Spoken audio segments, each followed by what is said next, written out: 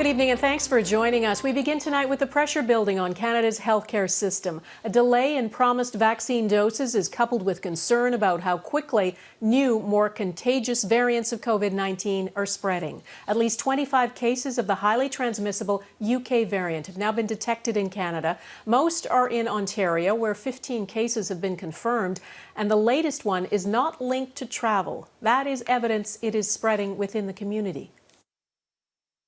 This is concerning to all of us, especially as the data indicates that this variant may be spread about 56% more easily than other variants.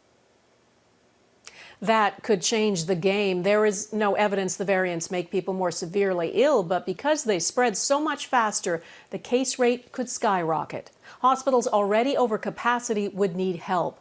Today it was announced a newly built hospital in Vaughan, Ontario will act as an overflow, providing 185 additional beds, including 35 spots for people needing critical care. It's expected the bulk of them will be COVID patients. With many of our hospital ICUs approaching full capacity or beyond, this new hospital, it's relief. It's added capacity for all those heroes who are stretched to the limit right now. That new hospital, though, doesn't open until February 7th, and right now contingencies have to be made, too, for the shortage of the Pfizer-BioNTech vaccine. Alberta says it will be out of doses by tomorrow.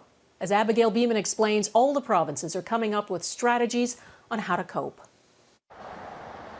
Just hours after Toronto's first mass vaccination centre outside a hospital opened Monday, we have now been advised by the province that we will only be able to operate this proof of concept clinic for an initial 5 days. They're now cancelling appointments due to the Pfizer-BioNTech vaccine delay as the company works to ramp up production in Europe. Very disappointing to all of our city. That's going to be a massive, massive impact. Ontario stopped reserving doses after coming under fire. Now, do we wish we would have held back a little more? Sure we do. In Ontario, the focus remains on vaccinating long-term care residents, staff, and essential caregivers, while Alberta announced it finished all long-term care home vaccinations. I believe makes Alberta the first province in the country to complete the first dose vaccine rollout for this important and highly vulnerable population. But due to the Pfizer delay, Jason Kenney announced they're not booking any more first dose appointments. First Nations and Métis people over 65 and all seniors over 75 are next on the list. They'll now have to wait. I'm deeply disappointed at the situation that we are now facing. Thankfully, we did not need to cancel any appointments.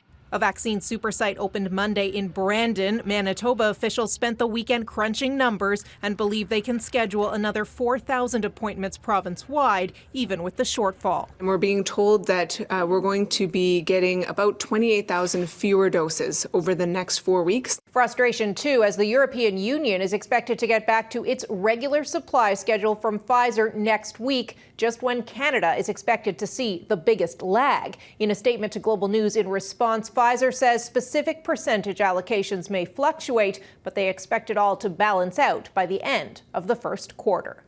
Abigail Bimman, Global News, Ottawa.